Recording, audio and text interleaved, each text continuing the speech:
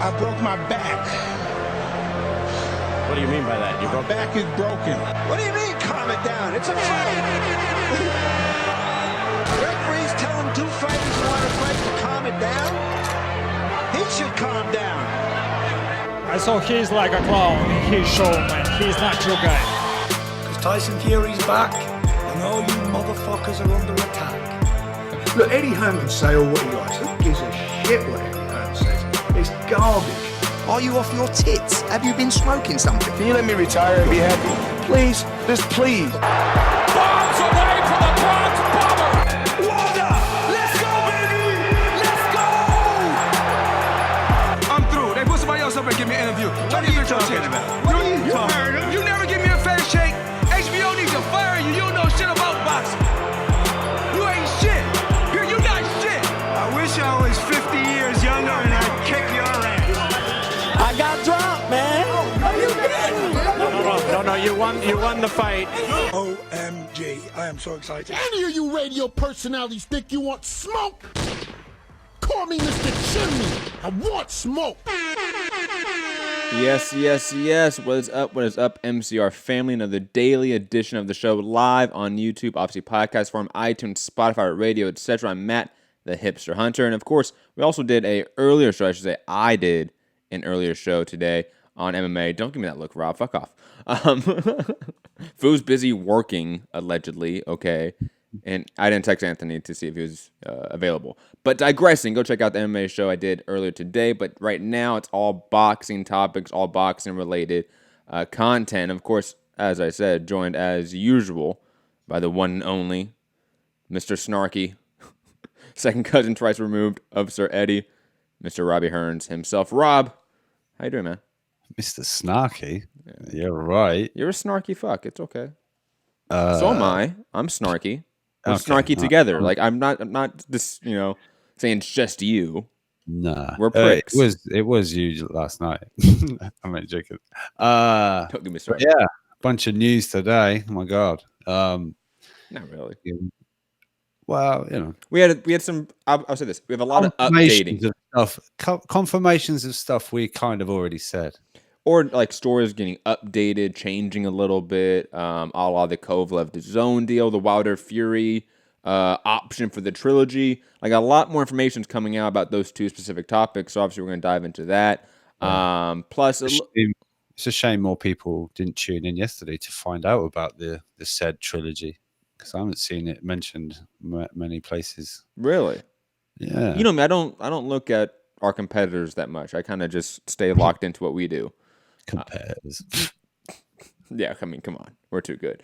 But we're so good that no one watches. Do you know what I mean? When you're that sort of level. Yeah. No, that needed the Eddie Hearn. You're the only person who said that. You know what's the problem is that's on like a different section of my soundboard, so I have to like click a tab and the go. only person that says that. I gotta do that. Jay is saying, "Where's Foo these days?" Foo's working. Like in terms of like time scheduling. Like Rob has a day job, but it's 10 p.m. over there, so his day job is done by now. Foo right now. I'm a father. Chill out. My day job is never done. That's the life job. That's not the day job. Ooh, see, bar. By the way, bar. Fu doesn't want to show his face since he shaved it. Yeah, that looks bad. But right now, Fu is. I didn't say that. He's just lost that hippie look. He looks a bit more, I don't know, geography teacher. And right now, I mean, Fu is what? It's 4:00 over there for him. He's just getting off work, or I mean, he's still at work right now. So it's just a time issue with me and Fu, and that's really all it is. Sorry that Fu can't be on more. Jay Willits, I know it's a fan favorite. Shout out to Chewbacca. And yeah. Gary, I love you in the chat. Relax. Yeah, Gary, it's all good. Just let's get past. Let's talk about boxing, please. If I can get over that war, we can all get over that war. All right? Just maybe you should try. And as we all know, Gary, Rob was there and it affected him greatly. Okay? Yeah. Him and Luis Ortiz, they were in it together, man. This is PTSD right here. You know what I mean? But yeah, just maybe try watching some cricket or something. Just chill out. Okay, we gotta get to some boxing. It's been 5 minutes. That's it. Yeah, that's it. Gary, boxing talk. You got a Texan fighting later tomorrow. That's hilarious. Let's talk about this updated news story of the Wilder Fury trilogy option in the contract. Bob Arum has now come out and talked about it and specified certain financial stipulations in that trilogy option. So let's hear from Bob Arum himself via BT Sport about the potential economic split in the trilogy fight. No, this signed deal. Not only is it a signed deal for this fight, which would be the second fight between these, I think, the two best heavyweights in the world, but the winner of the fight for the third fight, which is already signed, gets 60% of everything, and the loser 40%. Right now, it's signed for this second fight. Each side gets 50-50. So 50-50 for the second fight, 60-40 going into the third fight. Yeah, we know. Okay, so Bob Arum confirms what I think we heard, obviously, from our sources, that there was a option for the trilogy fight. Now we know that there is an economic, or I should say financial split attached to it, that it's 60-40 for the winner. So, Rob, are we now for sure set that trilogy fight's going to happen either second quarter 2020 or second half of 2020? Yeah, I mean, Fury's little wish list was February Wilder and then June Wilder. So, smack in the middle of the year in the summer. I don't know, whatever. But I don't know. That option now seems more like almost, Bob saying it's signed. Whether he just means, the second fight signed with an option, or whether the third fight is kind of like we've got monetary breakdown, percentages and everything now. So, yeah, I mean, our sources that said about this option that we reported yesterday, when I asked, and do you see the trilogy being likely? He said, very. Mm-hmm. So that kind of backs that up as well. Bob coming out and saying it. But don't get me wrong, Bob's out here saying shit a lot at the moment.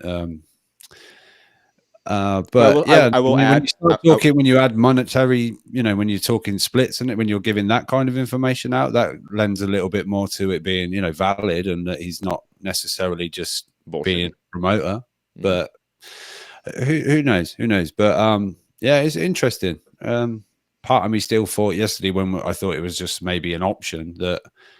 Well, if someone definitive, like Wilder definitively... Well, it still is an option. I will say this. It's not...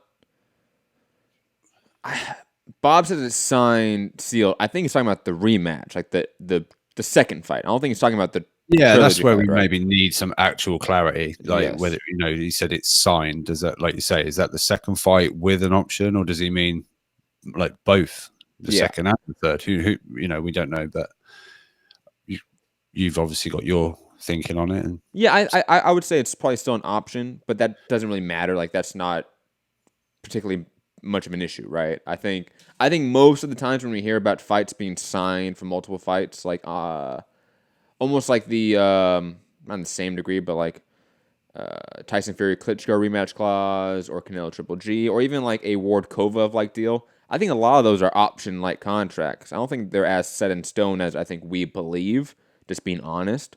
However, I do think in the idea of, when you allude to, like, Bob says a lot of shit. Like, I don't know if this is necessarily the time we believe him, because Bob does say just random shit sometimes. However, when it comes to Tyson Fury, I think that Bob has sort of taken the role of, no, I'll be the straight face, suit and tie guy and talk about the business straightforward. I'll let Fury say the wild shit, because that's what he's supposed to do.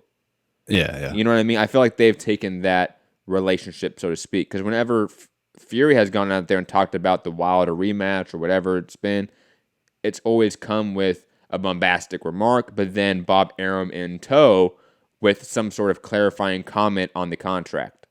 You know what I mean?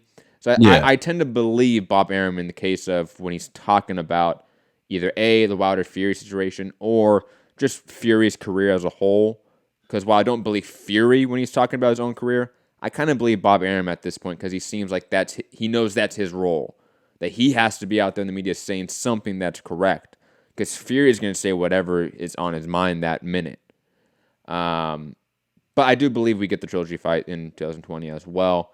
I don't think the dates are going to be exact. I think those are just a little bit too close together. And on top of that, I don't think that February date is going to get met, especially if Fury wants to get that fall fight like he wants. But then again, Bob said no, that's not happening.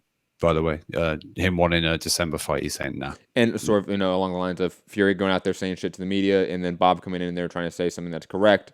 I think that's probably correct that Fury is not going to fight, but Wilder has a fight in November and late November too. So I don't think he's going to come back around and fight in February. I think they're going to fight in March, most likely. Probably be packaged around, maybe I could see maybe late February, maybe a few weeks after the Super Bowl, but March, maybe around March Madness, something around that aspect. I could see that as well. But moving on, Rob, unless you have anything else to say about the matter of Wilder Fury trilogy fights. No, I know how this will probably come across, but I just feel like they've joined forces before they being who?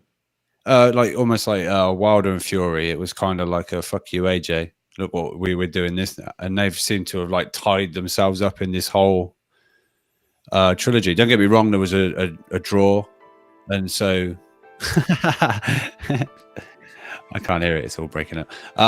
They can hear it. Don't worry. Oh, good. I'm glad they get to appreciate it. No, but they kind of tied themselves up in this thing, this trilogy maybe. And meanwhile, well, to be fair, AJ unfortunately also did the same thing. He tied himself up into a potential trilogy. Yeah, well, we'll see on that. I don't necessarily think there'll be a trilogy.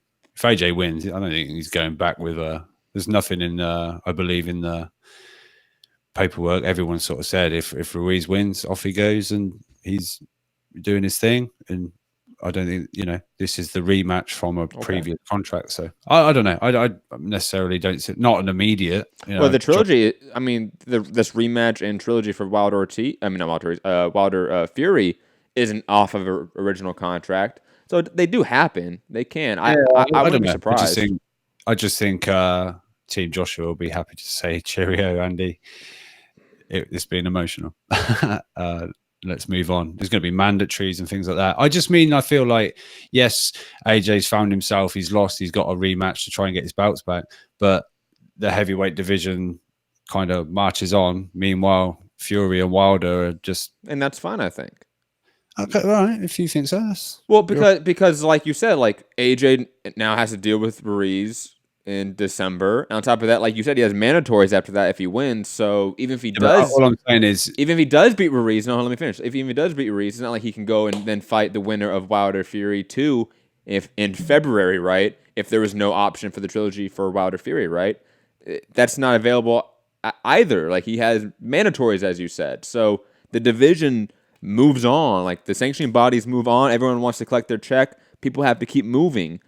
I'm not mad about Wilder Fury trying to deal with their side of their drama, so to speak, their unfinished business, whatever you want to call it, while AJ has to deal with his unfinished business and the mandatories that would follow when he, or if he does, beat Ruiz in the rematch. You see what I'm saying? No, I get what you mean. I just feel like this was made before Joshua lost. So and no one felt Ruiz. Was it? No, but I mean, the Wilder fight. No, don't do the thing. You ain't even listening yet. The Wilder and Fury fight happened like when? December last year? Yes. And then the immediate rematch was looking like it, but then Fury went off and done his thing. But around January, let's say. Yeah, they've kind of, I don't know. It was, at the time, there was talk of freezing out and fuck AJ. And you know what I mean? That's all I'm saying. But it's going to be interesting as well come October if we get to hearing what happened with Dillian White and whether the WBC stick to if everything is deemed to be, I'll do air quotes, allegedly and cleared and everything's good. Is he still the WBC mandatory that is supposed to be done by May. Well, Does I that think at this trilogy? I think didn't Suleiman say that if White was cleared, like it would be reinstated? Yeah. I want to say he said that. So, that was believed at the time he would have to fight the winner of Fury and Wilder, like by the end of May. There was a date. I think Eddie Hearn said that's like a loose date. It could be like June, July, or what, but that would fall into where they're looking to make this trilogy. So I don't know. We'll have to wait on all that news before we start piecing that all together. But I'll put it this way: Jay Willits, even though he retracted this statement in the live chat, I'll say it because it was funny and it was true. Rob, I can't believe you're upset of the top 2 out of the top 4 in the division are fighting each other. Like that's not a bad thing. That's not an issue, I think. No, I don't mean. No, you're getting it wrong. What I'm actually saying, I don't know. Wait. Well, your point was. And help me. They've now locked themselves in their own bubble for what 1, 2, 3 fights. Yeah, meanwhile, Usyk's going to be in the mix. Pulev's going to be getting a shot. Do you know what I mean? The rest of the heavyweight world is around the other bouts. Meanwhile, these two are just. I don't know. It just seems a bit. But what's your point then? Is it bad? Is it good? Is it negative for the sport? Is it bad for Wilder? Like, what's your ultimate point? Like negative for the sport. I'm not going that. No. I understand. No. Rob, understand what I'm saying here because I don't understand what you are saying. That's what I'm trying to clarify your point here. Blown away by it. This trilogy isn't like making me go, oh wow, I can't wait for all 3 of these fights. I'm not like I don't know. It's just not. Really? I mean, the first fight was fantastic. It was a fight of the year contender. Was it? Yeah, I thought it was a fantastic Why fight. was it fantastic? Because Fury got up in the 12th round. That's it. No, I wouldn't say why that was just a fantastic fight. I would say, first off, the first 6 rounds of Fury outboxing Wilder and slipping shots, the suspense of that live was fantastic. And then even the 9th round knockdown was a dramatic moment as well. Like, that was a great fight, Rob. Like, I think you're underselling it in terms of what it is. Yeah, I mean, like, look, you know me, Rob. I don't want to defend Fury in any situation here. And obviously the fight coming up. You seem to feel I always defend him, but I didn't. No, I know you don't always defend Fury. I know you don't. You're an AJ fanboy. You just have Fury gloves behind you for some reason. Again, weird. UK fans, you should be questioning Rob. Just saying. But digressing back to my point. I forgot my point. But Rob, I still want to understand because you connected it with the what AJ, Ruiz, and the mandatories a la Pulev and Usyk, that side of the division, and what they're doing the next, let's say, 12 months, right? Let's just throw out that number, 12 months. And simultaneously, Wilder is fighting Ortiz and then Fury twice, most likely, right? And you're saying that like one side of it is either like the AJ Ruiz, Usyk, Pulev side is more fun, is more competitive. Like I don't like, you know what I mean? Like I'm trying to understand like your distinction of those two groups, and then what your point is. There's more players involved. There's more interest. It's like, oh, Usyk's going to get. I find that a bit more. I don't know. When you see the same thing over, I don't know.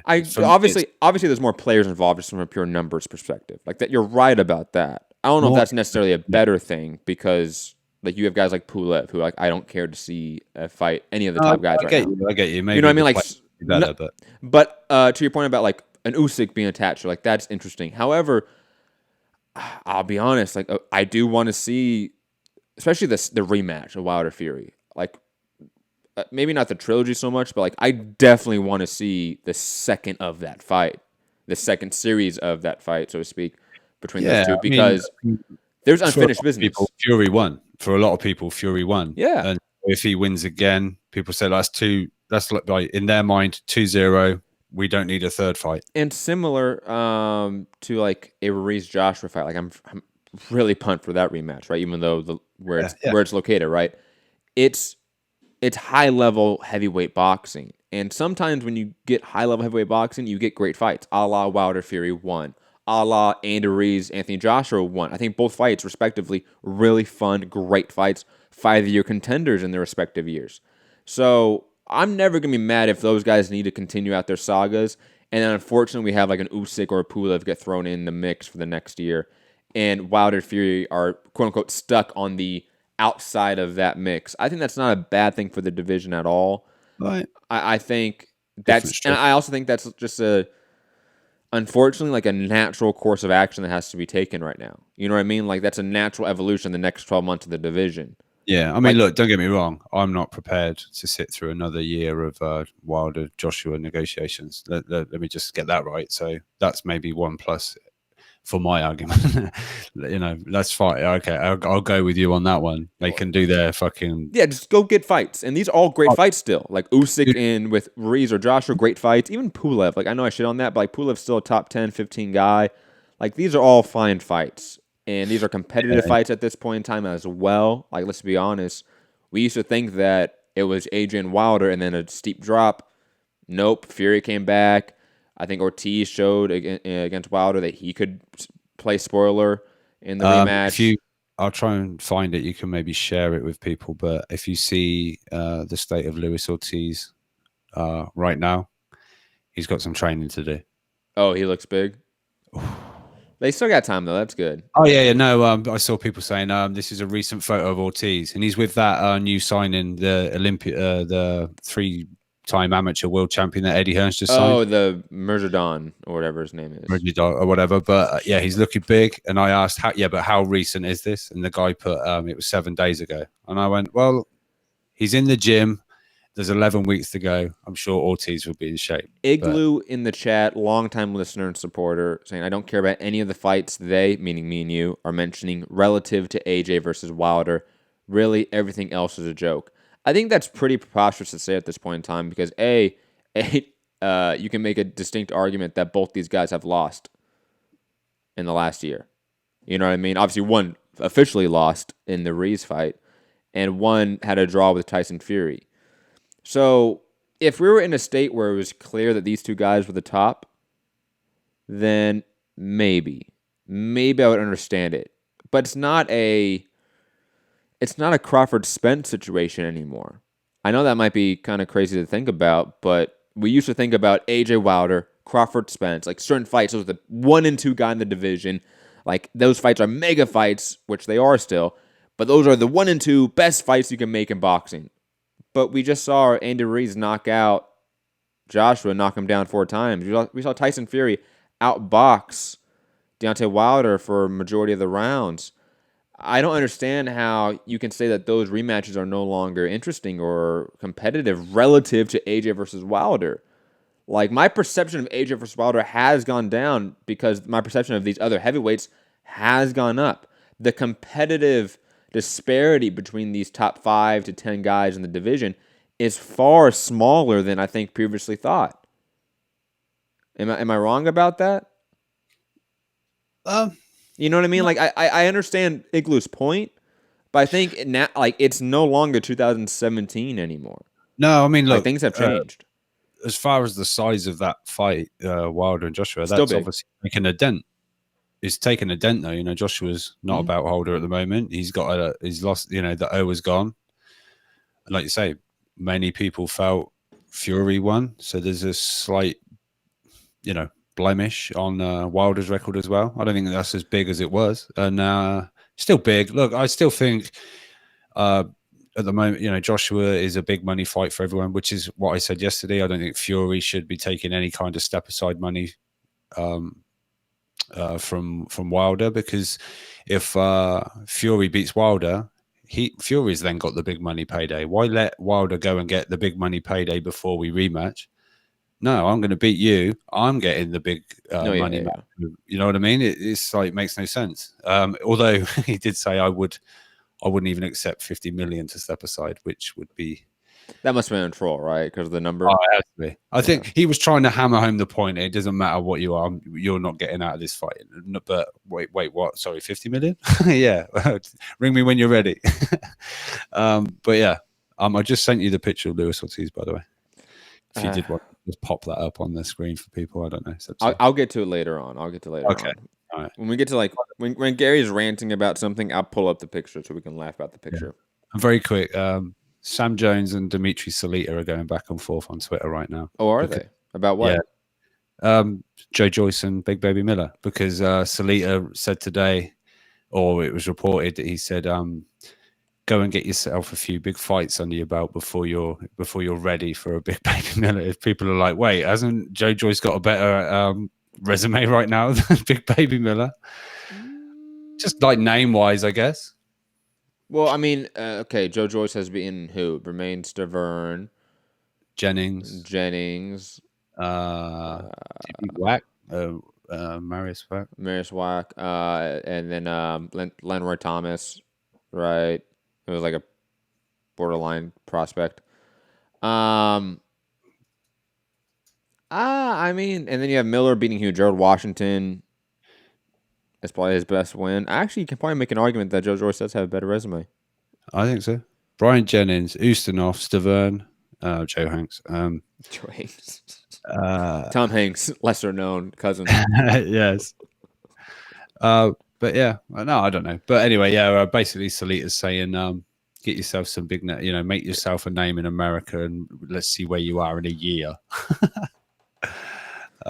So anyway.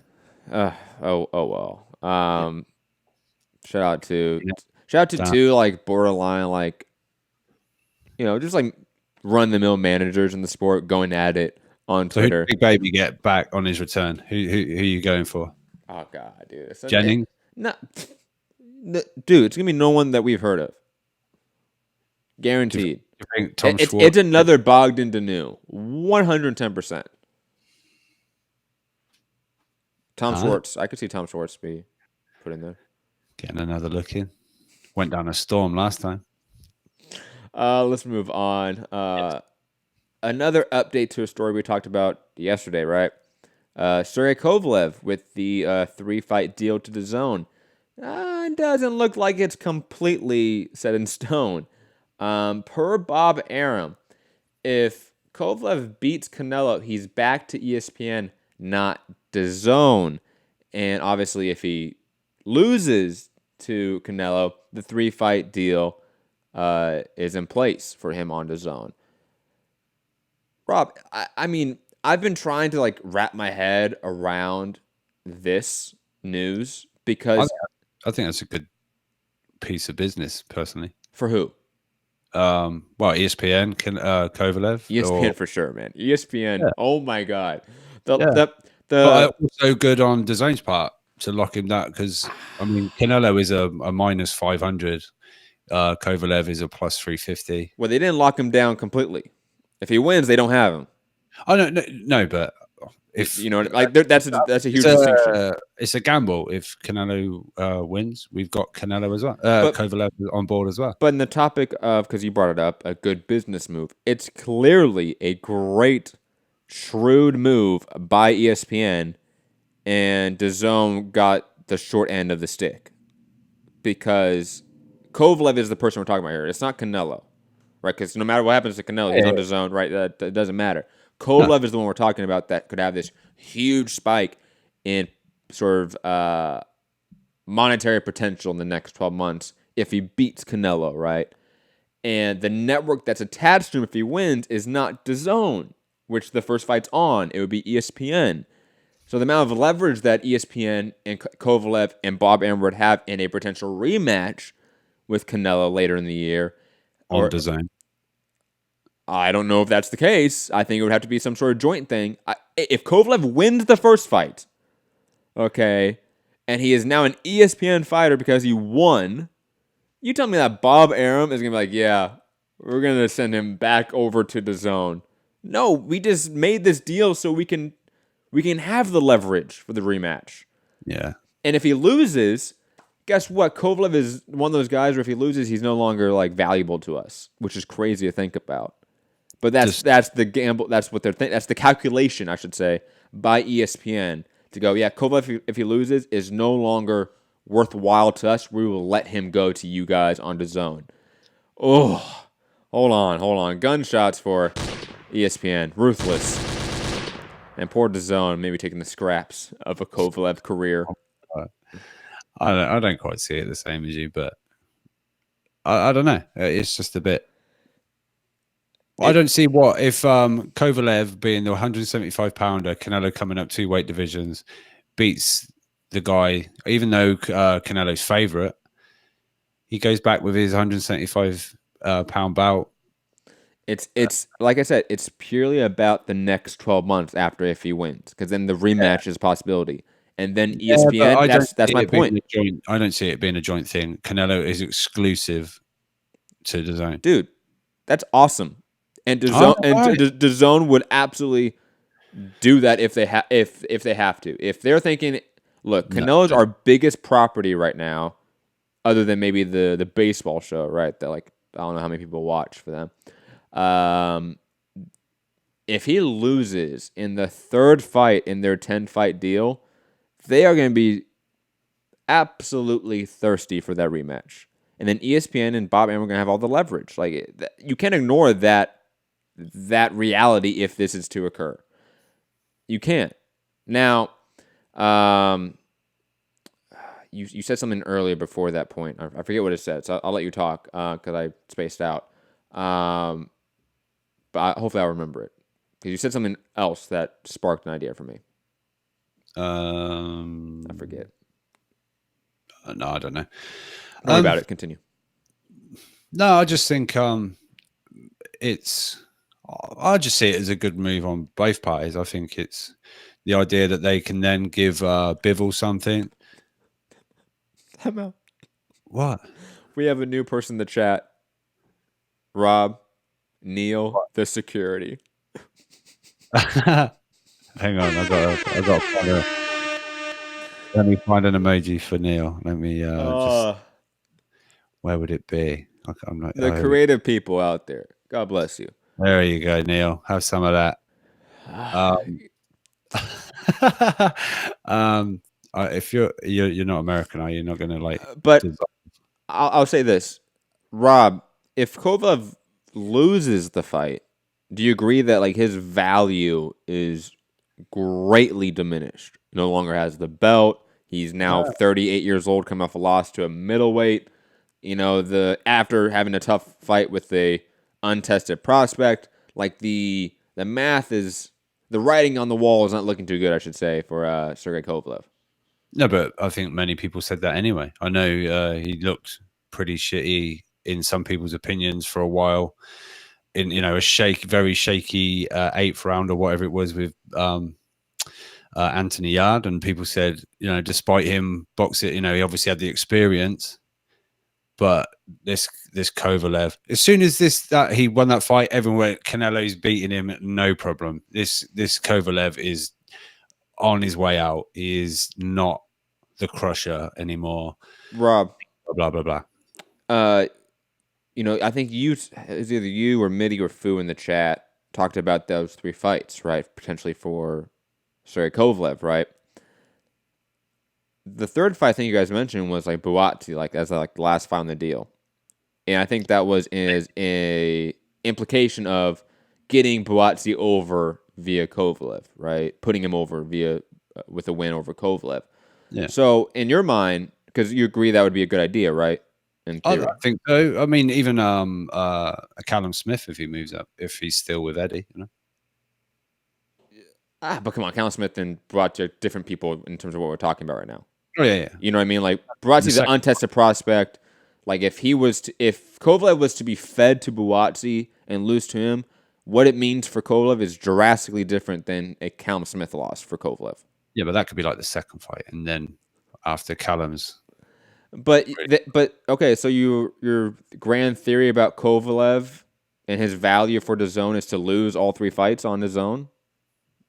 No, I don't know what like for Kovalev. It's just no. I don't care about their plans. What do you think would be the plan? Like if you are in the seat, like what do you think happens? Like what do you think would happen? I think Bivol is part of that that plan, but I don't know. I just think that would be good for. He's a name on DAZN, It's Sergey Kovalev, and But if all these fights are fights that we're trying to get him to lose, it's clear what value he really is. Just good fights. I'm not saying I want him to lose. Not that I want Buatsi to lose against Kovalev. Okay, let's be honest. If Eddie Hearn and DAZN are making Canelo-Kovalev, Callum Smith Kovalev, Bivol Kovalev, Buatsi Kovalev, the intention in all those fights is for Kovalev to lose. Yeah, if you're Matchroom. Yeah, that's what I'm talking about here. Yeah, but DAZN, if Kovalev still... Wait, you think DAZN would rather have Kovalev win all those fights? I think DAZN just want good fights. Just want to put on fights for people to watch, You think DAZN thinks that short term? I know you think I'm Mr. DAZN, but I don't know exactly what they think. You're asking my opinion. No. I am asking your opinion, Rob. Like, yeah, you don't. I know you don't have like insider knowledge on John Skipper's thoughts and opinions. I know that, Rob. You don't have to. You don't have to act like you. That's what I'm asking here. Okay. Okay, but you know what I mean. Like, if the intention is Kovalev is to lose all these fights, and that would be DAZN's intention if those are all the matchups, right? If that's not the intention, is that what you're saying? That they're just thinking really short term, like, oh, these are just great fights. They're not thinking long term, like, who are some stars we could have 2 or 3 years down the line that we could build? You don't think they think like that? Yeah, I'm sure they're trying to. Obviously, they've invested it, or Eddie / DAZN have invested in Devin Haney. They've done it in certain youngsters, or just quickly, DAZN just investing in Eddie Hearn. Matchroom, period. You can say. Well, yeah. And I know they've come under fire. Like, they haven't gone out and got this super. Eddie saying he's going to sign all these guys, and it's like, oh, Jesse Vargas, brilliant, and oh, who's he fighting? Delorme, and then he's signing all these young kids. I think they've. I think they have. I think sort of Eddie and Matchroom have invested quite well in the youth coming. We don't know what these kids are going to turn into, but Nikita Rababi and Otha Jones and people like that, this is potentially the next sort of generation as such, or even the generation sort of coming behind that. So that's good. But I don't know that I don't think you're signing Kovalev, what is he, 38 years old, to be the flag bearer for DAZN. That's my point exactly. Yeah. That's my point exactly. Is that if Kovalev loses, like, that's why I said DAZN gets the short end of the stick in this deal. Because in the worst case scenario for Kovalev, he's now a DAZN fighter, and therefore DAZN doesn't have him at maximum value, so to speak. You know what I'm saying? Like, and therefore, the best value you get from Kovalev is what you have said, and I agree with. You put him in those fights against the Bivol, Callum Smith, the Buatzis, the younger generation, because that's his value now. So I don't know if he's that big of a grab for DAZN in the world of him losing the Canelo fight and then getting the 3-fight deal. Yeah. I just think it's a name. It's a recognizable name. And DAZN at the moment are trying to put a schedule together where people are going to be interested. So, but don't get me wrong. I don't think America is necessarily hugely invested in the career of Joshua Buatsi just yet. But if he was to come over to America and beat up Kovalev or something like that, I think suddenly he's like, whoa, who's this Buatsi? If you don't know him, you might suddenly go, oh, who's this Buatsi kid? Oh, he's an English dude. Oh, they wanted to fight Yard fought, I don't know. Yeah, but again, I will also add that I think that his name value in America has greatly dipped in the last few years. Like, his numbers on ESPN were not that good. I'm going to say not great or not bad, but just mediocre. They weren't nothing stellar to look at in any shape or form. So the fact that he is a, quote, name guy, I don't know how much of a name guy he really is anymore. And then on top of that, if he were to lose to Canelo, how much of a name guy is he then? Even less so. So, just a interesting idea here about Kovalev's career moving forward post Canelo, win or lose, and who is going to capitalize on that, so to speak. Because it looks like there was a deal struck and somebody tried to capitalize on Kovalev's career and also try to sort of cash him out in a way a la ESPN. And I think, and like you said, it was a smart move. I don't know what message that kind of sends to Kovalev. Not a good one. No. Look, if you win, we'll gladly keep you. If you lose, fuck off. If you lose, fuck off. Go fight some shit over there. I don't know. It's that's not necessarily saying that to me that doesn't cry out as no, fuck it. Kovalev's our guy. He's coming over for this fight, but he's our guy. Not, yeah, if you lose, you can stay there. Yeah, I'll put it this way.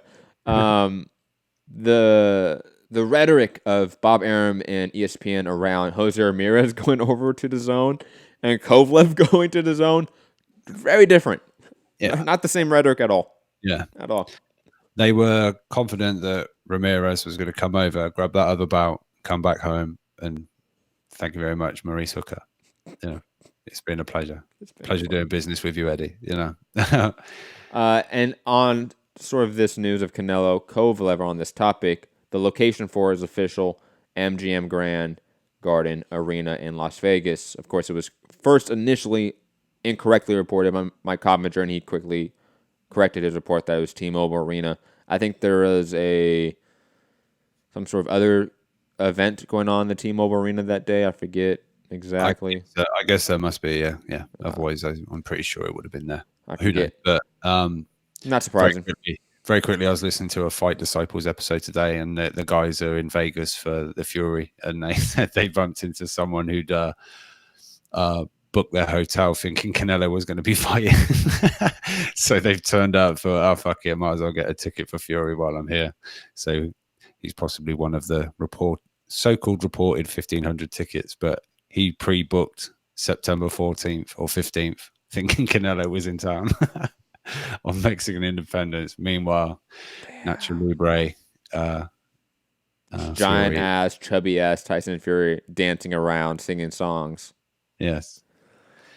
In a wannabe dominatrix mask. But moving on. Let's talk about this World Boxing Super Series news. And Rob, I've read this several times, and I just think it's so preposterous that Kel Sutherland is saying this shit, and he thinks that he can get away with it.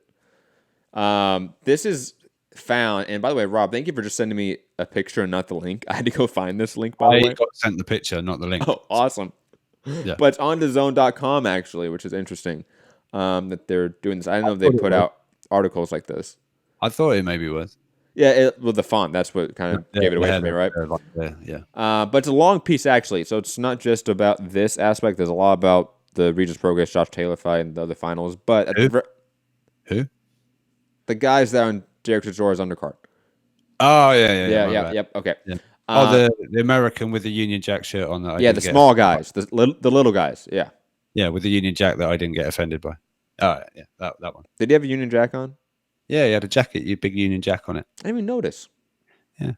Well, you wouldn't, because he was under. I did. You know what's funny? You know what's funny? I didn't notice the jacket. I'm like, man, this jacket has way too much color on it. What is it? I didn't even connect that to the flag. Same colors as yours. Yeah, maybe that's why I just didn't think about it in that way. But anyways, Kel Sutherland out there talking to DAZN. God, Rob. What? I got a cold. He's saying, looking ahead to season 3 of the World Boxing Super Series. Season 3 is in the planning dash, hyphen. Flyweight, super flyweight, middleweight, light heavyweight, a couple other ones as well, and maybe a female weight class. Those are the things we're looking at right now. The time schedule to be very different as well. What we're trying to do is to move it to a calendar year as opposed to a football calendar for the American fans. That's September to May. And he goes on to talk about how, I won't bore you with why that is. So, guys, we went from, 2 divisions, right, in the first season. That had issues. Second season had 3 divisions. That had significant issues. Now he's thinking of 1, 2, 3, 4, and then a couple other divisions, so 6, and then maybe a female weight class, so 7. He's thinking of doing 7 weight classes right now. How much blow did this guy do before he did this? Honestly. How much? What is he thinking here? He could do flyweight, super flyweight. He could do those 2. Those are small divisions. Those are cheap divisions.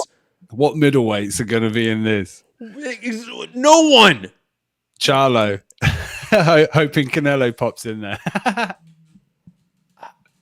And then light heavyweight, I don't know. Like is you can get Vajic and Better Beef? No. Kovalev. That would be on the zone. Yeah, but But this is the thing, Matt. I think we need to possibly not all these fucking divisions. I think this will get whittled down to the more realistic ones. Flyweight, super flyweight, and I will say this: flyweight, super flyweight, and a female weight class. Those are the three likely ones. Yeah.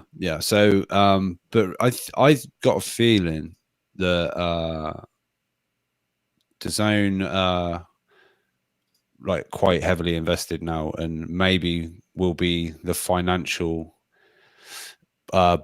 backers almost of this tournament running a lot more smooth this time around. Now they're fully on board. I think Joe Markowski might have said something like shareholders, or if that's the case, then look, it's just a DAZN tournament. Then at the end of the day, awesome, cool. Yeah, the DAZN Muhammad Ali Trophy. Yeah, I mean that. Not that no one gives a fuck about that anymore. No one gives a fuck about the no one gave a fuck about it to begin with. Let's be completely honest. Just going along with Derek. I mean, I'm agreeing with him. Even I'm going a step further. Like no one give a fuck about that shit ever. You better agree with him, or squash you. Squash you. Shut the fuck up. But Rob, so your thoughts on the divisions? What divisions are we getting? Yeah, I mean, I love the ambition. Middleweight. Let's get them all in there. Good thing about middleweight, you do have a lot of DAZN fighters at middleweight, so like maybe that's possible. But then again, you're hoping that DAZN and Matchroom's involvement with the World Boxing Super Series from a financial standpoint will bring in these fighters. I don't know if that's the case. What if Canelo has literally turned his back on 160 now, and all those bouts are going to become vacant? Suddenly, that tournament would be quite interesting, just to see who comes out of that as some unified champion or whatever. I don't think he does that. I think this is a one-off, the Kovalev fight, and but again, like I think there would be one-offs. Like it would be like you go up there for a fight, he's not going to stay there. He's going to go back down to 160. First off, 160 is just easier for him in terms of competition. B, there's more money in that division than any of the other divisions we've talked about. Right? Like super middleweight, light heavyweight. There's going to be money in whatever fight he's in, right? No. I mean, well, yes, but you know what I mean? Like Kovalev's making 8 figures, but no. But you know what I mean? Like for Canelo, if you're trying to hit those certain markers to sort of get even higher earnings, you're going to try to fight guys that are higher caliber names, more well-known names. And like we have talked about Caleb Plant, Benavidez, Smith, up at 175. You have Bivol, Better Beef, Vajic, Kovalev. We have all those guys, but I think if we're being honest here, 160 has better names for money overall. Am I wrong in that? Triple G alone means more money than all those guys combined. I would say of all the names you could possibly think, Triple G's the name. Yeah, but I mean like a Charlo. Is Andre this? No, maybe not. But I think I know it's a hard fight to make, but I think a Charlo fight represents more money. Fight to make. What was that? It's an easy fight to make. The Charlo fight? Yeah. Well, I mean, it should be, but you know what I mean. I think that makes more money than Caleb Plant, for example, or Benavidez, or Bivol. Yeah, I think Charlo, he would sell it. He would make it a bigger. Or Billy Joe Saunders, for example. I think he would sell it quite well. Like there are certain guys that I can definitely see would rise the viewers by an extra couple 6 figures, subscriber rates by an extra 5 figures, 6 figures, and that make a 7-figure difference in Canelo's paycheck. And Canelo will care about that shit. You know what I mean? So that's why I think he always stays around 160. Yes, does he hover over to 178 for some fights, 175 for a one-off here and there? Absolutely.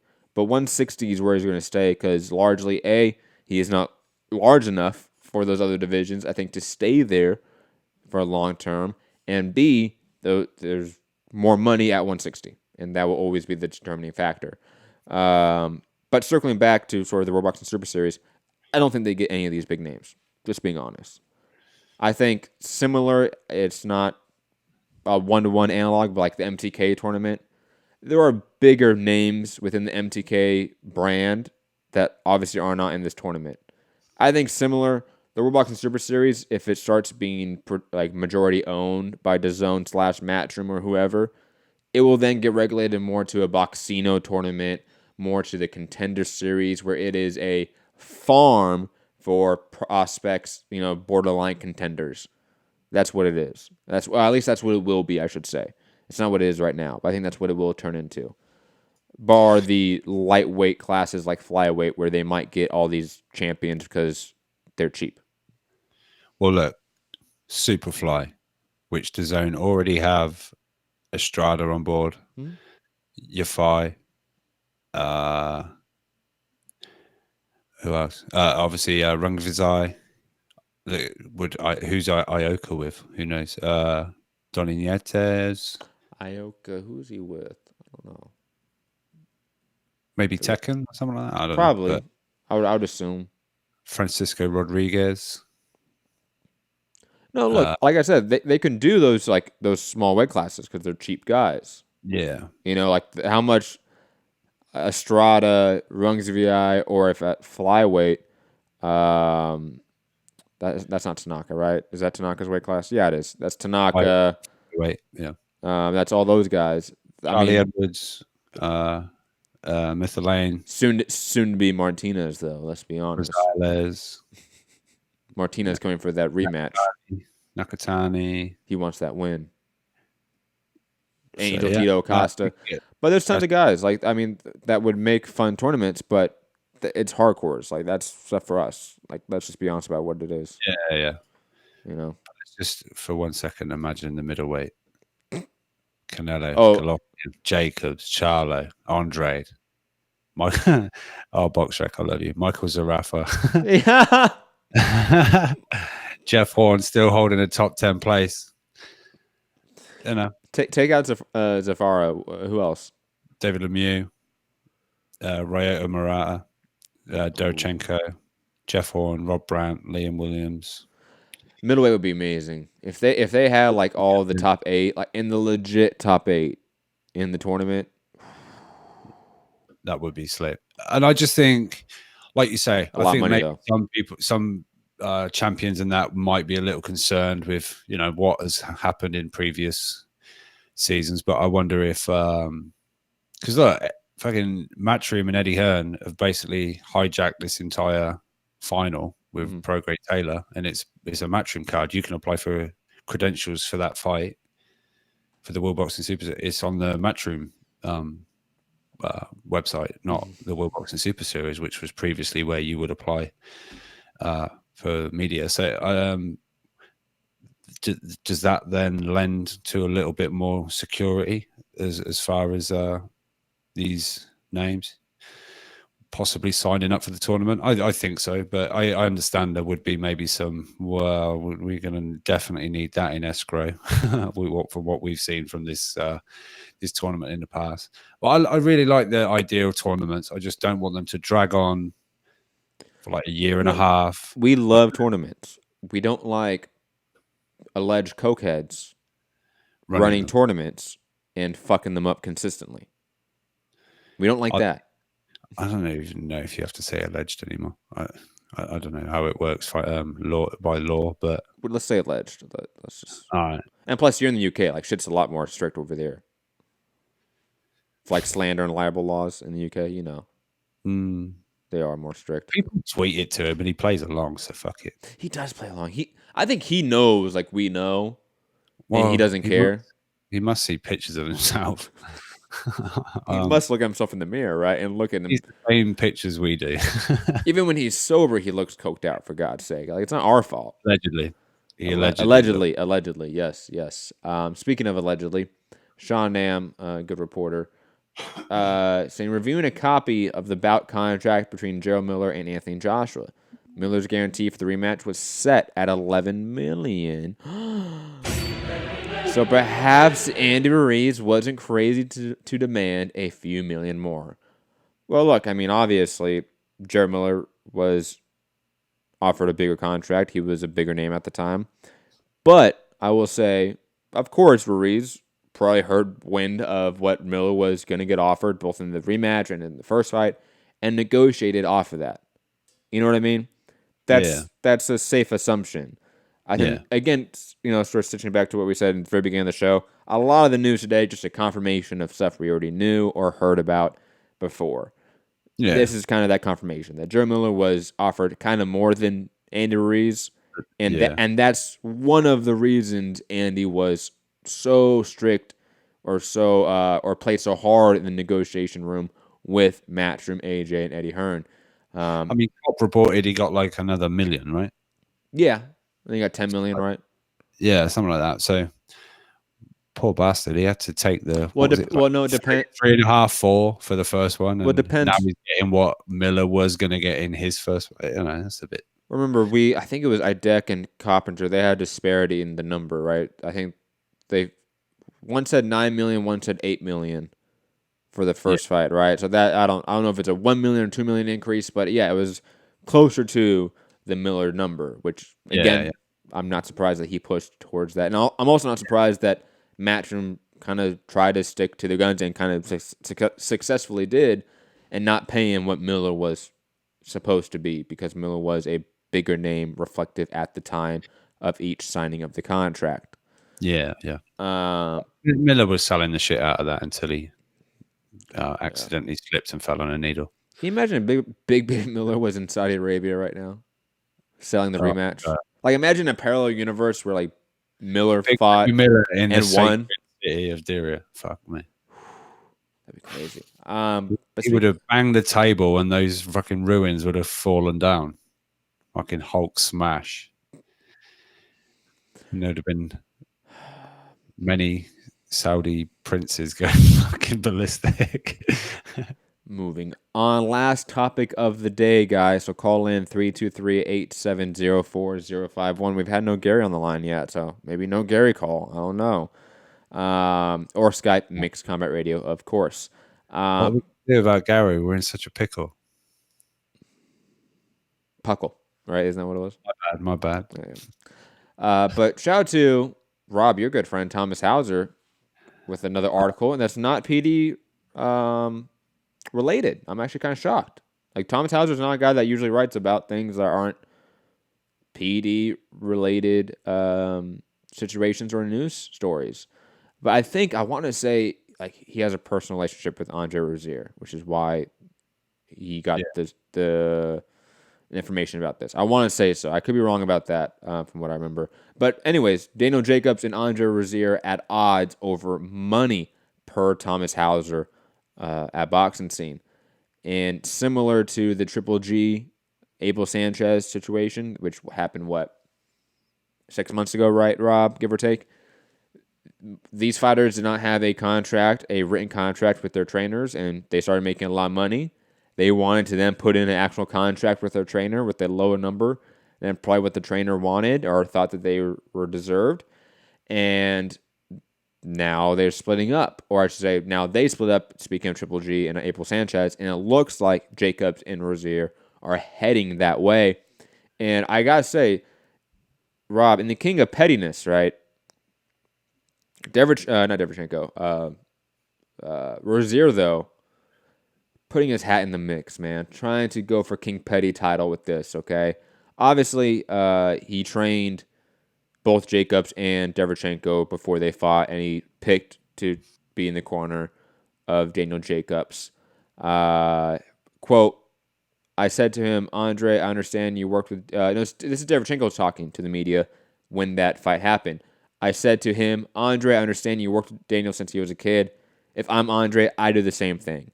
So obviously, Rozier trained Jacobs for the fight. But then fast forward to August 22nd. Rozier is asked what he would do if he was in Sergey Derevchenko's corner. He said, if I was with Sergey against Danny, we would have won that fight because I would be in his corner. Oh my God. So petty. I would not be surprised if we see a split between Daniel Jacobs and Andre Rozier. Sad though, because they've been together since since Jacobs was a kid. Yeah, look, it is sad. It is this, but I don't think this sport, when you start with all this loyalty thing and stand by, no matter what. I think Jacobs possibly could do with a change of trainer personally. Anyway, I agree. It might be a good thing. I think sometimes after such a long time, it can become a little, what stale. are you necessarily learning? At some point, maybe you start thinking, and is it the same thing every time? So do I really need? Maybe I need a new look anyway. But it's sad when it comes down to possibly money. Look, Triple G and Sanchez, Abel Sanchez, they done all those, all that success together, and that seems to have come down to money and a fallout and stuff like that. So I think at a certain point, whether it's on the fighter or whether it's down to the trainer, but at some point the money gets very big and certain things come to light and people want more. Absolutely. The great Brendan Ingle, he's always said all these fighters are great until they start making, then they turn their back on you. And it was, true of Nassim Hamed and things like that. Don't you dare besmirch his name. How dare you? Been straight facts. But I agree with you, Rob, in the sense that Daniel Jacobs probably would benefit him to have a change of scenery. And on top of that, the idea of like loyalty, like that you have to stick with trainers. No, you don't have to. Like if you are better served to go to another trainer, another gym, do that. It's only sad when it's purely about money, right, Rob? Like if it's just about bettering yourself as a fighter and as a boxer, then I think it's a lot more amicable, a lot more reasonable. But when it's about money, then the situation becomes far different. Rob, any last thoughts on any of the topics before we go to callers? Very quick. Looks like front runner for the Billy Joe Saunders on KSI Logan Paul undercard could be Gabe Rosado. That's Rosado versus Billy Joe. Yeah, I mean it's all right. Rosado's tatted up, looks like a tough guy. Well, he is a tough guy, but I think that's easy work for Billy Joe personally. But yeah, it is. But yeah, I guess he'll look good on telly for all these kids. Oh, this guy looks tough. Tats and everything like that. What else did I have to say? I can't remember. There's a few other little snippets. Let me talk about Billy Joe versus Gabe Rosado really fast. God, that fight should be completely one-sided for Billy Joe Saunders because Gabe Rosado in his late stage of his career has turned into this boxer. Right, Rob? Like he's turning. I can hear you. I don't know what's going on. I think we're back now. Hello, guys on YouTube. Let us know if we're back, please. I got a hi from Stephen O. Yeah, but I'm still saying YouTube is saying that there's no data being sent. So guys on YouTube, let us know if you can hear us. I don't know. Must have been just a YouTube thing that happened right there. How odd, Rob. Yeah, it dipped for like 5 seconds according to potential. Okay, so we're back. Cool. Okay. Maybe we're just not saying anything interesting and YouTube said no data. Your opinion of Billy Joe Saunders Rosado, YouTube didn't like it. I don't think that's the reason why, Rob. I did. But thank you. Thank you for that.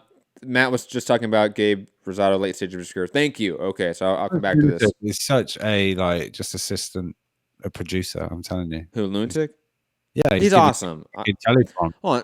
Actually, that reminds me, Lunatic, you should have a fucking wrench by now. I don't know why I haven't given you one. Oh, mod these motherfuckers.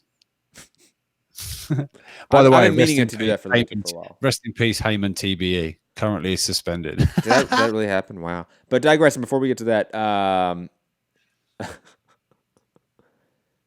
yo, Lord Jacob, that's fucked up. Look, do you see him?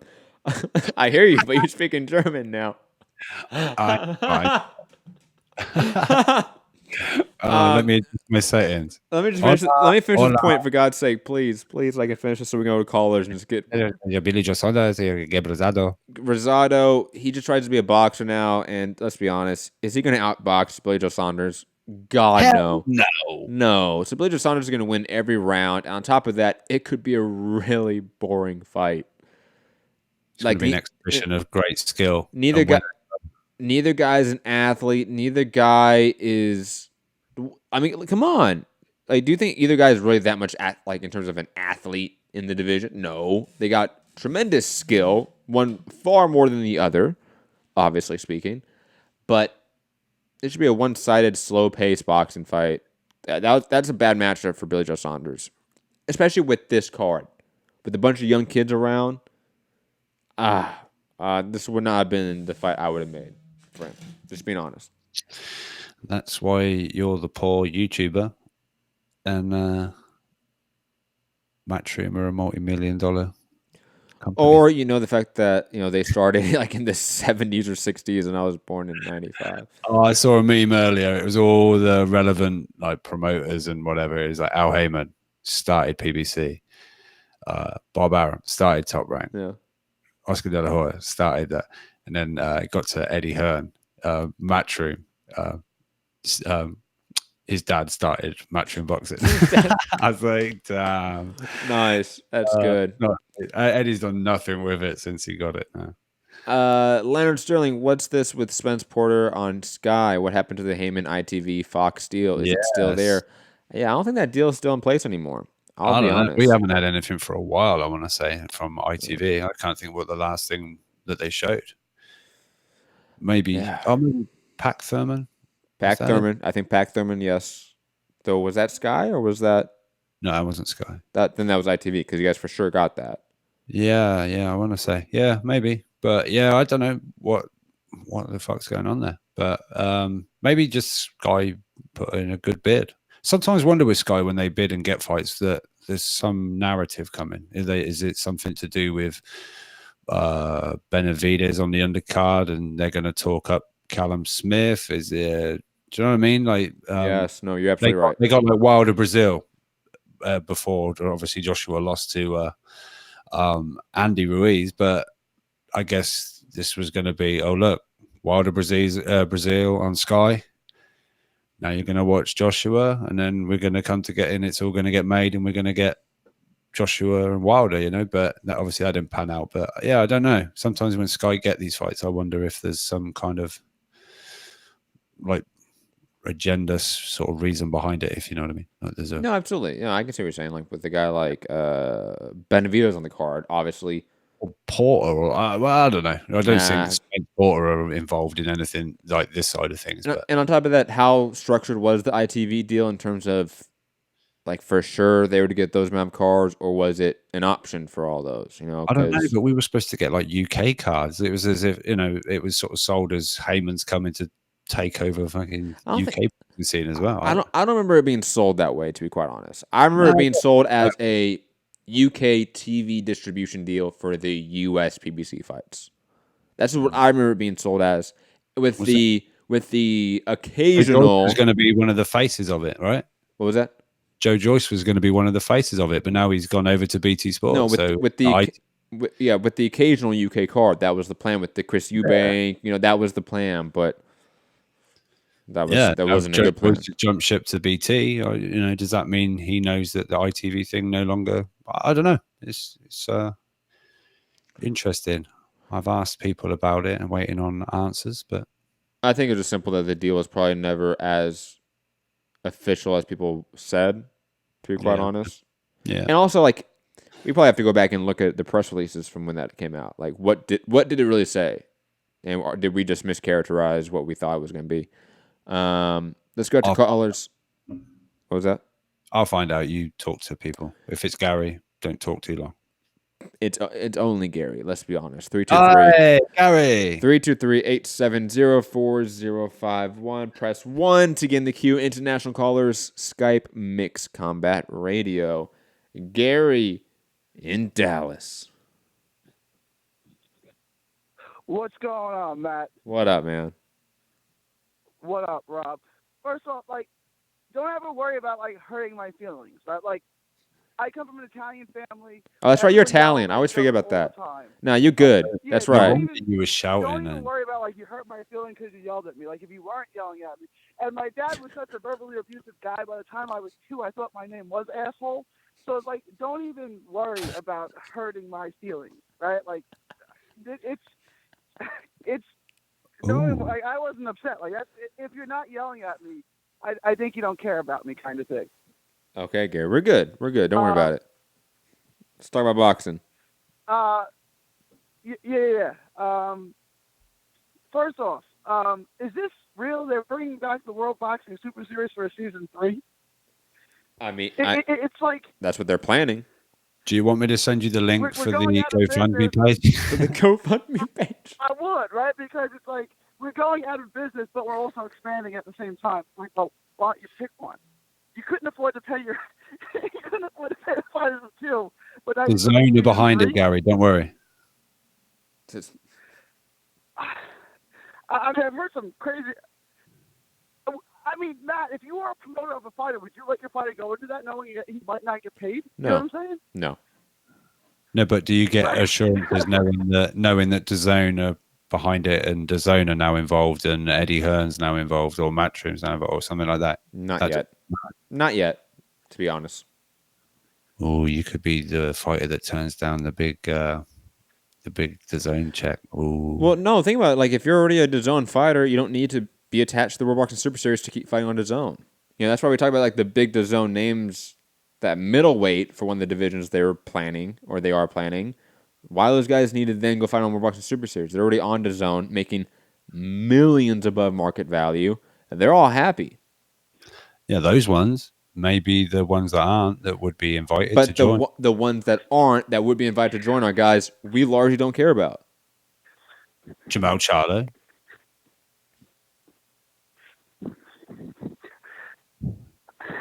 Gary. There was no need for that. Like there was absolutely no need for that. That was strictly a dig at me. That was uncalled for. That was uncalled for. No, I'm questioning Matt's hatred for Jamal Charlo right now. That's all.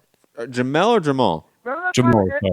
Remember Jamal? I don't hate Jamal. Like I like Jamal. I like Jamal better. Remember that time that Anthony Joshua got knocked out by a fat late-minute replacement? Remember that? Good times. Moving on. You know, like, when was that? No need for that. April? April? A couple months ago? June 1st. Come on. Was it June? If you're going to troll, fucking June 1st? Damn. Oh, okay. Seems like long ago. Okay. Then the Wilder Fury rematch, or the trilogy. Do you think that was part of the stipulation where the rubber match or the third return match would be on ESPN, and that's why they agreed to it? Or it doesn't make any sense on why you would agree to it. Why both parties would agree to a trilogy. I mean, you haven't even had the rematch yet. Like, what if Fury gets knocked out in the first round? He's like, I don't want to take that fight again. That's why it's probably an option. What if, That's why it's probably an option. Oh, it's an option. Yes. Okay. But the option stipulates, because, you know, again, Bob Arum only was talking about when he said signed in terms of the rematch, the initial rematch happening in maybe February. But when we're talking about the trilogy fight in the contract, that's always been referred to as an option. So the option is just like it is an option, and then the financial split is just the potential financial split attached to that option, obviously. Now, on top of that, I would assume because I want to say I saw this somewhere. I could be wrong, but I want to say even Bob Arum talked about this, that the trilogy fight, so to speak, whoever wins, that would be the network it's housed. So if Tyson Fury wins, the trilogy fight would go to ESPN. If Wilder wins, the trilogy fight would go to Fox or Showtime. I could be or Fox. I could be wrong about that, but I want to say Arum said that. I could be wrong about that. I'm remembering Gary, very quick. I wanted to answer a question. Gary, I wanted to answer a question that you had. I think it was last night. Not what the main subject was, but Easter versus Granados. You asked, is it a main event? Well, it's being held in Cincinnati, so that suggests it might be. Yeah, it's probably gonna be a main event. Unless maybe it's on the rumored. Well, that's actually Broner Red Catch is from in Toledo, but that's okay. What about Broner Red Catch? Is that even still happening? Yeah, but that's attached to a different card, isn't it? That's attached to a card, I thought. I don't know. I could be wrong. I'll look it up right now. I want to say that's actually attached to something. Cincinnati would tell me Broner's fighting on that card. Right? Because Broner's from Cincinnati. Yes. Yeah, Easter's Easter's from Toledo, which is like in the middle of the state, right? So I mean, I still a hometown fight, yeah, surely. Ohio. I mean, yeah, it is. It's still, yeah. It's not like, okay. Well, that would tell me that fight's gonna be on a Broner card. That's what it would tell me. I'm not, I'm not saying that, but that's what it would. Yeah, you think? Why would you have a card? You wouldn't think Easter's in the position to command a hometown fight, surely, as a Showtime headliner. Well, they would put it in Toledo. I mean, he's fought in Toledo before, I think. Matt. Yeah, was he a champion at the time? Toledo before? Yeah, he was a champion. Yeah. That might have been the no, it wasn't the Kome fight. It was the one after that, I want to say. Shafikov? Yeah, I think it was Shafikov was in Toledo. I think so. Yeah, it was in Ohio for sure because the decision. It was like and I thought Easter won, but there were people who thought he lost, and he won like 100-90 on all three scorecards. It was like, who scored that fight? That was the worst scorecard I've ever seen. Even though I thought they got the winner right. Then Rob, you didn't think the Wilder Fury? I'm not saying I don't think it was the fight of the year. I think Matt went overboard with that, but you don't think I didn't. Wilder Fury was a really entertaining fight? I said a fight of the year contender. Yeah, it was. It wasn't even that though. It was. You can't name 10 fights better. You cannot name me 10 fights better than that. No, you can't name 5 that were more entertaining, right? I mean, like better. Like, would you say that like Billy Joe Saunders putting on an exhibition against what's his name? David Lemieux was better. I mean, did that even happen that year? 10 fights. I don't know how long was that. Was that not last year? I thought that was like 2017, man. You might be right. I have no idea. I was just one that came to mind.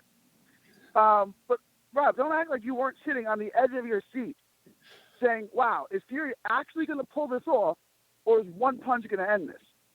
Right? Like, it might not have been the best action of any fight, but like, you were thoroughly entertained by that fight from start to finish.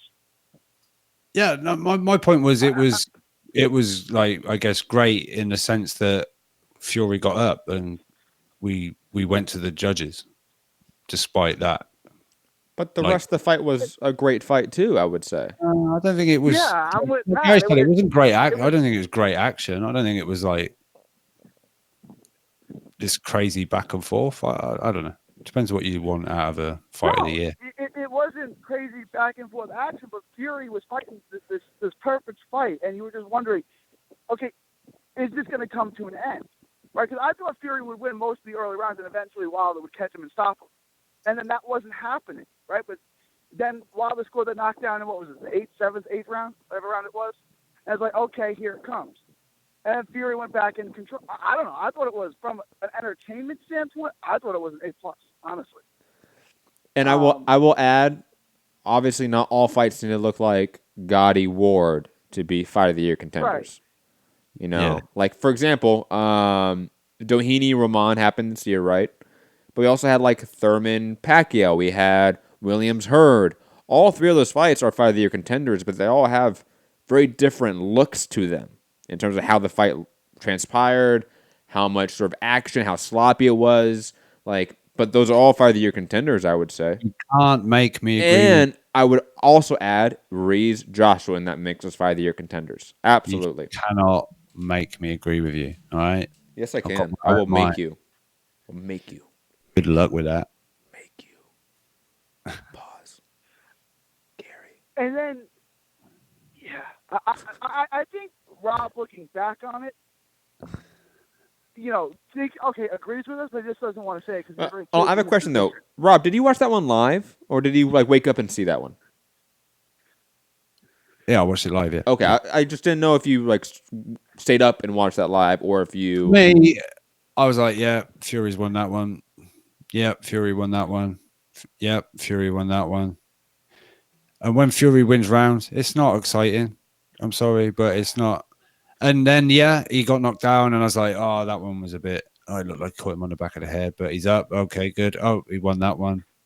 Oh, he won that one. And then, like I said, oh, shit. Oh, fuck, he got up. That was exciting. But I think the first 6 rounds were also exciting, even though they didn't have the moments like the knockdown, the 12th or the ninth round, because, like I said, the suspense of, wow, Fury is slipping all these shots, and he has his hands behind his back. Wow, because you didn't expect that. I did. No, Rob, stop. No one expected. Can we play that back? He did not pick Fury to win. No one did. No one picked Fury off of a 350-pound weight drop, whatever it was, and then the Safari fight, the Patera fight. Perfect warm-ups. No one was like, yeah, this guy's ready. He's good to go. Come on, man. We all thought it was. We all thought it was. Like he picked Fury too. We all thought. Let's be honest here. We all thought going into that Wilder was kind of shrewd in the matchmaking there by picking a Fury coming off the comeback. He thought he was done. He thought it was. We all did. Easy work. Yeah. We all thought he was easy work, and he wasn't. Like I'll be honest. Like those first 6 rounds, I remember just being stunned. So that's a fight of the year contender. Easy. Was it fight of the year? No, that's an argument. That's subjective, but it definitely belongs in the top 10 fights of 2018. So did you say earlier Fury won the first 6 rounds? I don't know if I said that. It sounded like he didn't say that, but like you could read that in between the lines of what he said. Yeah, like, why were you shocked if you didn't think he won? Okay, he can win the first 6. He can win the first 6 rounds. Doesn't mean he wins the fight. How many of the? There's 2 10-8 rounds, guys. Like I'm sorry. Yeah.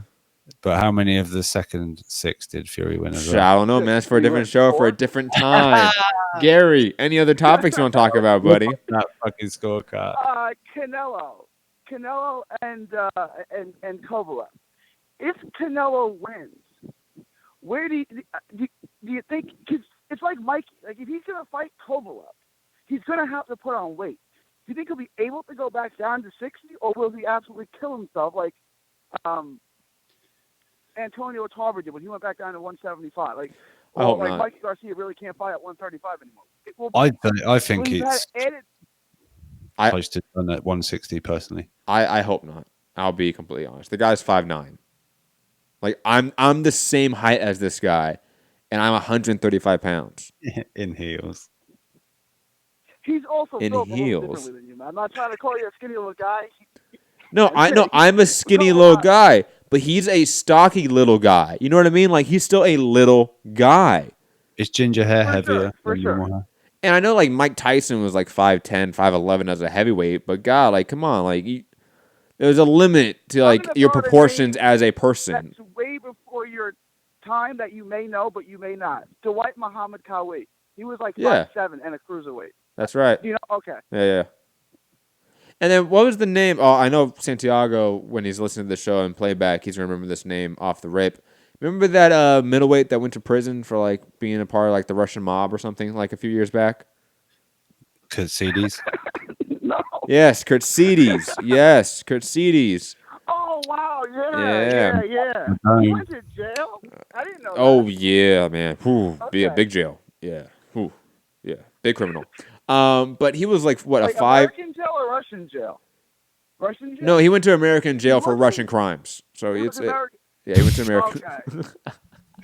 Okay. Oh man. Don't worry about it. He said he went to American jail for Russian crimes. But anyways, he was like what, 5'2" as a middleweight? Like that was tiny. Like I was. He was like 5'4" max, guys. Oh yeah, keep adding. What? Come on, 5'4", 5'2" is the same shit. I just spell fucking Kurtsidis. Oh, who gives a shit? He's small. You're making it like the Russian mafia. The Russian mob doesn't exist in America, which it obviously does. So I didn't know where he committed such crimes. No, I don't know. I don't know exactly what the case was. I know he got tried in New York court though, because he was a New York fighter. Okay. Wasn't he? Didn't he train with Rozier and like Derevchenko and Jacobs? Wasn't he part of that team? I wanted to say I thought he was. Yeah. That's why I didn't know why my question was ridiculous. But all right. Maybe and this has got something Andre to do with the Rozier- Jacob stuff. Ooh, criminal mastermind at work. Kurt Sedes in prison or in prison. Suddenly there's a fallout over money. Kurt Sedes is no longer laundering. What if Jacobs took all the money? Like it was like Heat, like the movie Heat, or like the knockoff 150 Cent that came out 2 years ago, and like the one guy gets out with the money, and that was Daniel Jacobs. Just saying. It's Just saying. Possible. Forget Spielberg's interest in Jamal Herring. There's the story there. It's super sad to see that because they've been together since the amateurs, right? And they like they've never been one without the other. And now money is going to split them up. And Rob, you were saying sometimes fighters need a new start and they need to split from their trainer, but that's not what this is about. Jacobs didn't wake up and say, "I lost to Canelo. I need to start fresh. I'm going to dump my trainer. I'm just going to start a brand new camp somewhere else." They're splitting up over money. No, I said it just wasn't like might end Jacob up said- being good for him. Whatever the reason the breakup is, it might turn out to be a good thing for Jacob's career that he's now got a fresh look. I mean, I guess that depends on who he, picks up as a trainer. Well, yeah, obviously. I guess. I mean, I guess it's just hard. Someone knows you that well. And now it would be like, and I don't know if you'll get the reference, but if Belichick and Brady split, I don't think either one of them are going to be as good. They've always been together. Duncan and Popovich, they've always been together. I don't go along with that. Nah, I don't think that's a big deal. He can't throw the fucking football in the right direction or some shit. But sure, you can throw the football in the right direction, and I can tell someone to throw So the wait, football hold in on. the right direction, but those two guys Gary, so you agree with Rozier then when he says, if I was training or if I was in the corner of Derevchenko, we would have beat Jacobs. Boy. You think the trainer makes that much of a difference? Well, Matt, he knows Jacob so well that he could probably come up with a game plan to beat him because he knows him so well. But they're sparring partners. Like, what's the big deal? That fight, Does he know Derevchenko that well? But I mean, not as well as he knows Jacob. But it doesn't Derevchenko matter. It doesn't really matter what Rozier knows because these two guys are sparring partners. So like, regardless, like they all know each other. True. That's true. It's kind of icky, really. If Derevchenko had Rozier, I would give Derevchenko a very good chance. Now, Jacobs is a lot better, so maybe he can adapt and figure it out and beat him still because he's a lot better. But I would give Derevchenko a much better chance if he had Rozier in his corner against Jacobs. So you didn't really answer the question. Yes or no? Do you think Derevchenko would win? Yeah, who would you pick? If Stop sitting on the fence. I would still Fugatti. I would still pick Jacobs because Jacobs is that much better. But I don't think it's crazy to suggest Derevchenko could win because the fight was fairly competitive. Was it? It was a close, 11-1, something like that. 11-1. It was like Jacobs got the knockdown, and it was probably 8-4 with a knockdown, so the scorecards weren't that close. But it was Derevchenko had success. He did damage. It's just that Jacobs did more in most of the rounds. I'll be honest, guys. Like, we need to stop saying that an 8-4 decision is a close fight. Like, it's competitive in spots, obviously, but it's not close. That's what I said. Competitive. Yeah, but it's competitive in spots. Like, that means something drastically different than like a guy being actually competitive and potentially almost winning the fight. Like, Derevchenko at no point in that fight was close to winning. No, because he got knocked down in the first round, and Jacobs won the first bunch of rounds took an early lead, and then. Derevchenko winning one round, if I recall, was more like in the middle round, right? I want to say so. Like when Jacobs took some time off.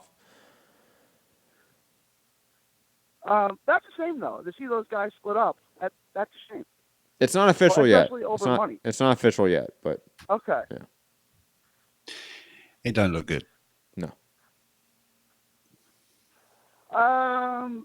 No place for loyalty in this sport. Yeah, we're talking about Canelo. If Canelo goes back to if he doesn't go back to 160, Billy Joe Saunders would be next at 68, or do you think he stays at 75?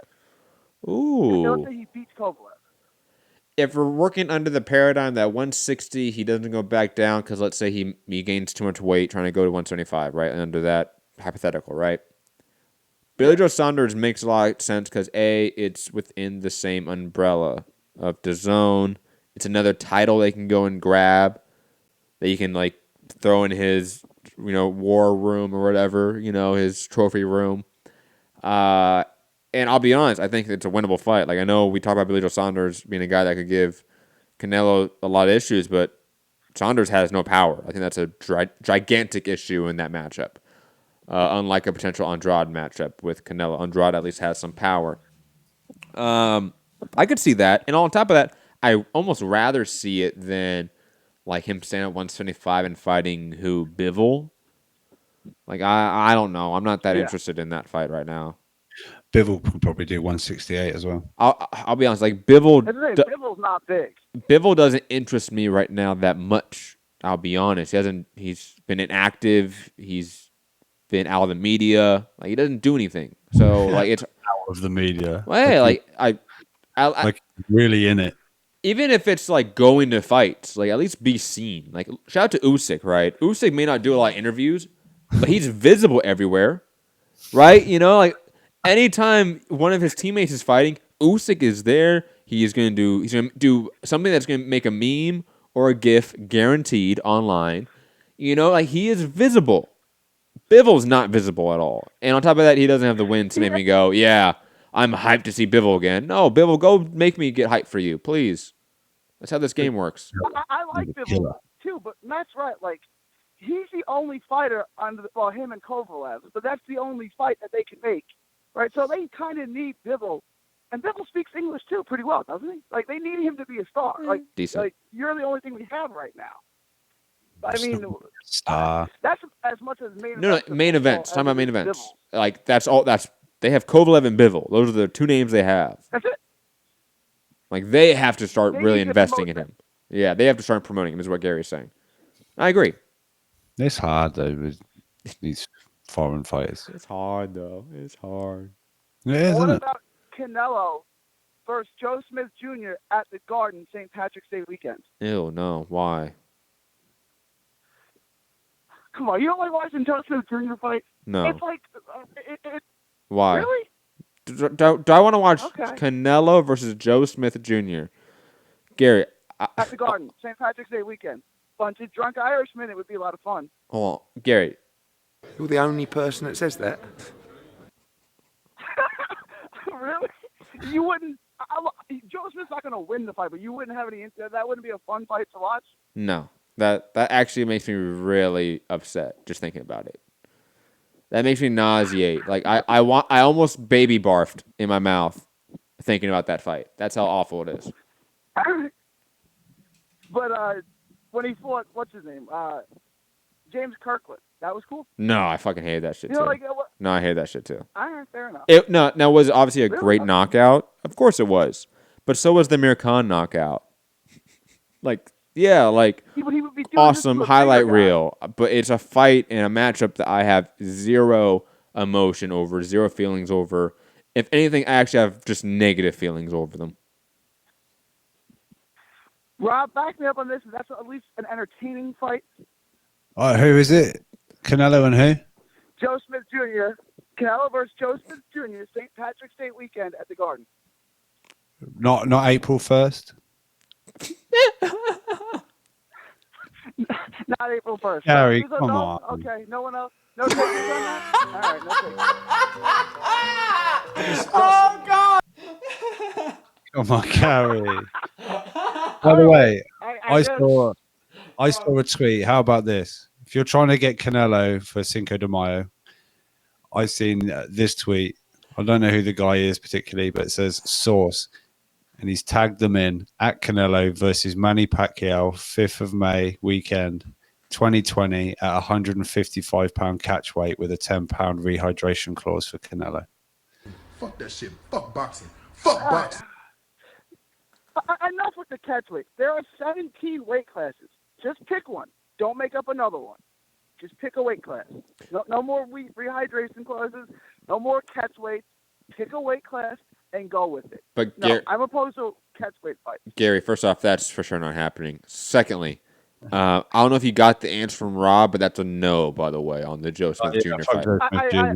That's a no. And I also want to say, Gary, I know you're not looking at the chat right now, but it's actually the first time in history that everyone in the chat agrees with what's being said by me and Rob. And we're all agreeing, no, that's a no from us. You know, like when Gaddy fought Floyd or Oscar, it's like you didn't know he wasn't going to win, but that guy makes entertaining fights, so let's put him in an entertaining fight. That's all I'm saying. Look, Floyd was going to beat Floyd. Floyd fought Gaddy as his way to break on to the mainstream audience. That's what that fight was for. Okay. Oscar fought him too. Fine. Yeah. Okay. Put that one aside. He fought Oscar too. Cool.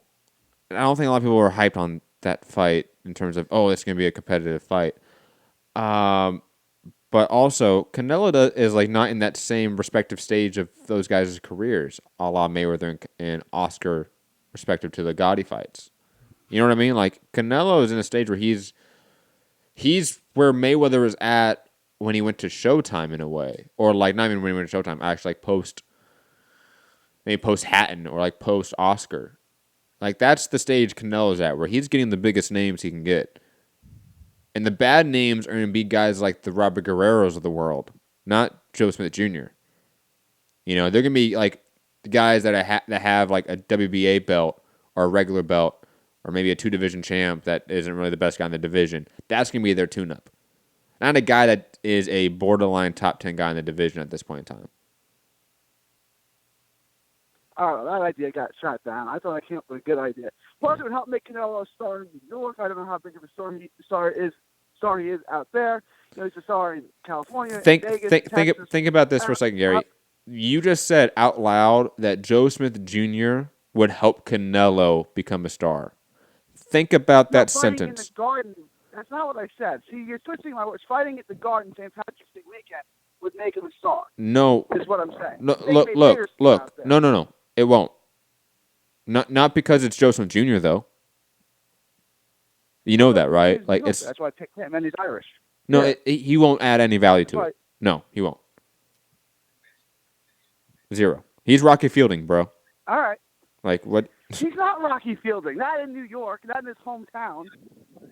I am telling you, he is like Rocky Fielding, and everyone else seems to be agreeing with me.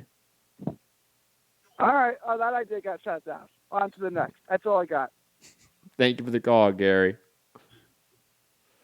Well, guys, that's going to be it for today. Quickly, the ITV deal. Oh, I didn't read that because my shit's acting really slow, I'll be honest. I didn't want ITV is delighted to announce today that a groundbreaking new deal with Heyman Sports and Premier Boxing Champions to bring exclusive coverage of exciting PBC world-class boxing events to ITV viewers and fight fans in the UK. The unique calibration is the first time that Heyman Sports and PBC has partnered with a UK broadcaster to stage boxing events regularly in the UK. The exclusive 3-year deal will guarantee a minimum of 15 televised events each year, drawing from PBC's unrivaled group of over 160. You said guaranteed, right? Yeah. Okay. We don't need to keep reading it, Rob. It's clear the deal hasn't worked out. Yeah. It's pretty clear. Yeah, just I wanted to pick because it was a bit of a topic today. As soon as Sky released, they got the Spence Porter fight. Everyone went, "Whoa, wait, what happened to ITV?" So, you know what's funny is like that wasn't even on my timeline. That topic of conversation. Yeah, you were asleep. Well, what was it when I was asleep? Is that when the conversation was being had? Yeah. Was it UK fans being perplexed by the news, or just? Yeah, I would say so. Yeah, I don't think American fans get to be fucked where we're watching it. Well, I didn't know if, let's say, like PBC Twitter was getting involved in this discussion. You know what I mean? I might send them out in a bit. What happened to Heyman's UK network? Anyways, you can find me, Matt Hunter, MCR, all platforms. Hit the like button, share the show, subscribe, patreon.com/Mixed Combat Radio. Rob? Yeah. Smash the thumbs up as usual. Thanks everybody in the chat. Gary, I'm sorry, but there was one comment said that was the worst suggestion in history. So yeah, it is. No Joe Smith love on this side of things, on my screen anyway, but you know, we all got our favorites. Think about that being your fantasy matchup. Like the one you theorized to quote make Canelo more of a star in New York is Joe Smith Jr. Oh, it's a wet dream fight, that one. Not a Triple G trilogy fight in New York. No, let's not do that. No. Nah, who wants trilogies anyway? Not me. But yeah, UK Bob, MCR, Instagram and Twitter. Smash the thumbs up, share the show, usual stuff. Don't forget Patreon. We'll probably do a Patreon show soon, I would imagine. Tomorrow. Championship rounds, 2 p.m. Pacific time. Oh yeah. Catch Matt. Drop in your questions. Is there a post that they can do that? Not a post yet, but expect one obviously tomorrow. Or sorry, today. Yes. Have you heard back from your application for? Actually, let me check, because the deadline was 5 p.m. Eastern time was when we were going to hear about it today. So let me pull it up and see what's up. Drum roll, please. Because they said we should hear about it around this time. So let's see if we've heard about it. If I have to go to this KSI Logan Paul press conference on Saturday. You do. It's the law. I can't believe I'm hoping. I'm like, hey, don't make me go. Please. No, come on, don't do that. Please. Don't like that. You got to be there. Represent. It's loading. It's ground. Sorry, the system's a little slow right now. All right, we can say goodbye to people. We can leave them to suspense. Oh, Tune in tomorrow to find out. Ooh, that's right. Suspense. Bye. Peace. Later.